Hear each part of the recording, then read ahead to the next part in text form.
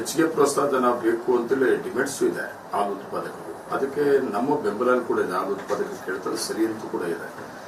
ಇನ್ನೂ ಒಂದು ಕಡೆ ನಾವು ಯೋಚನೆ ಮಾಡಿದಾಗ ನಂದಿನಿ ಬ್ರ್ಯಾಂಡ್ ಮತ್ತೆ ಬೇರೆ ಬ್ರ್ಯಾಂಡ್ ನಾವು ಹಾಲು ನೋಡಿದಾಗ 8 ರಿಂದ 10 ರೂಪಾಯಿ ರೇಟ್ ಜಾಸ್ತಿ ನಮ್ಗಿತ್ತು ಇದೆ, ನಂದಿನಿಗಿತ್ತು ಹೆಚ್ಚಿಗೆ.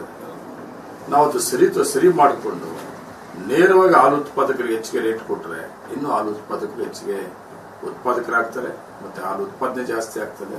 ಅದರಿಂದ ನಾನು ಸರ್ಕಾರದಲ್ಲಿ ಸನ್ಮಾನ್ಯ ಮುಖ್ಯಮಂತ್ರಿಗಳು ತುಂಬಾ ಆಸಕ್ತಿಯಿಂದ ಹಾಲು ಉತ್ಪಾದಕರ ಪರವಾಗಿದ್ದಾರೆ. ಈಗ ಅವ್ರ ಗಮನ ಕೂಡ ತಂದಿದ್ದೀನಿ.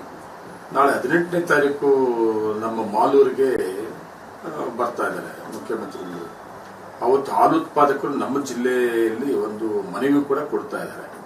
ಹಾಲ್ ರೇಟ್ ಹೆಚ್ಚಿಗೆ ಮಾಡಬೇಕು, ಪ್ರೋತ್ಸಾಹಧನ ಹೆಚ್ಚಿಗೆ ಮಾಡಬೇಕು ಅಂತೇಳಿ ಒಂದು ಮನವಿ ಕೂಡ ಕೊಡಬೇಕು ಅಂತ ನಾನು ರಿಕ್ವೆಸ್ಟ್ ಮಾಡಿದ್ದಾರೆ ನಮ್ಮ ಜಿಲ್ಲೆಯ ಹಾಲು ಉತ್ಪಾದಕರು. ನಾನು ಅವಕಾಶ ಮಾಡಿಕೊಡ್ತೀನಿ ಅಂತ ಹೇಳಿದ್ದೀನಿ. ನಾವೆಲ್ಲರೂ ಕೂಡ ಮುಖ್ಯಮಂತ್ರಿ ರಿಕ್ವೆಸ್ಟ್ ಮಾಡ್ತೀವಿ ಹಾಲು ಉತ್ಪಾದಕರು ಪರವಾಗಬೇಕು ಅಂತ.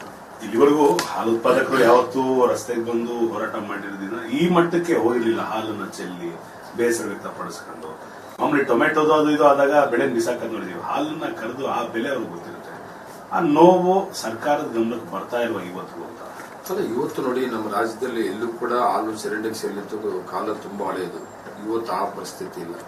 ಇವತ್ತು ಎಲ್ಲಾ ಒಕ್ಕೂಟಗಳು ಕೂಡ ಆ ಸಂದರ್ಭ ತಕ್ಕಂಗೆ ಹಾಲು ರೇಟ್ ಜಾಸ್ತಿ ಮಾಡ್ತಾರೆ. ಮತ್ತೆ ಹೆಚ್ಚಿಗೆ ಹಾಲು ಉತ್ಪಾದನೆ ಬಂದಾಗ ಕನ್ವರ್ಷನ್ಗೆ ಹೋಗುವಂತ ಸಂದರ್ಭದಲ್ಲಿ ಮತ್ತೆ ಅದು ಸಂಪ್ರದಾಯ.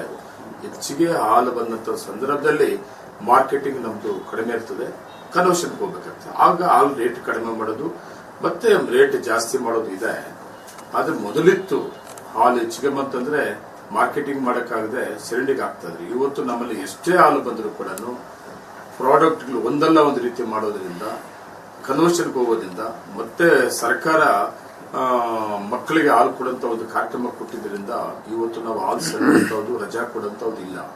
ಎಷ್ಟೇ ಹಾಲು ಬಂದರೂ ಕೂಡ ನಾವು ಒಂದಲ್ಲ ಒಂದು ರೀತಿ ಉತ್ಪಾದನೆಗಳು ಮಾಡಿಕೊಂಡು ಮಾರಾಟ ಮಾಡ್ತಾ ಇದೆ. ಇವತ್ತು ನಾವು ಈಗಾಗಲೇ 1 ಕೋಟಿ ಹೆಚ್ಚಿಗೆ ಹೋಗಿದ್ವಿ ನಮ್ಮ ರಾಜ್ಯದಲ್ಲಿ. 2 ಕೋಟಿಗಿಂತ ಹೆಚ್ಚಿಗೆ ಹಾಲು ಉತ್ಪಾದನೆ ಮಾಡಬಹುದು. ಈಗ ಉತ್ತರ ಕರ್ನಾಟಕ ಹೋದಾಗೆ ಹಾಲು ಉತ್ಪಾದಕರ ಸಹಕಾರ ಸಂಘಗಳೇ ಇಲ್ಲ.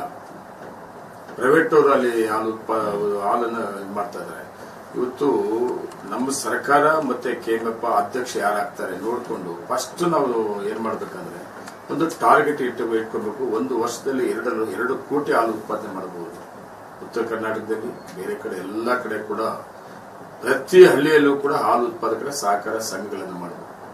ಮಾರ್ಕೆಟಿಂಗ್ ಮಾಡೋದು ನಂದಿನಿದು ಕಷ್ಟ ಇಲ್ಲ. ಅದು ಮಾಡಿದ್ರೆ ಅದ್ರ ಜೊತೆಗೆ ಸರ್ಕಾರ ಹಾಲು ರೇಟ್ ಹೆಚ್ಚಿಗೆ ಹಾಲು ಉತ್ಪಾದಕರು ಕೊಡುವಂತ ಅವಕಾಶ ಮಾಡಿಕೊಟ್ರೆ ನಮ್ಮ ರಾಜ್ಯದಲ್ಲಿ ನಂದಿನಿ ಹಾಲು ಉತ್ಪಾದಕರು ಹೆಚ್ಚಿಗೆ ಆಗ್ತಾರೆ. ಕ್ಯಾಮರಾ ಪರ್ಸನ್ ಮಂಜುನಾಥ್ KY ಜೊತೆ ಅಭಿಷೇಕ್ ದೇವಿ, ರಿಪಬ್ಲಿಕ್ ಕನ್ನಡ, ಬೆಂಗಳೂರು.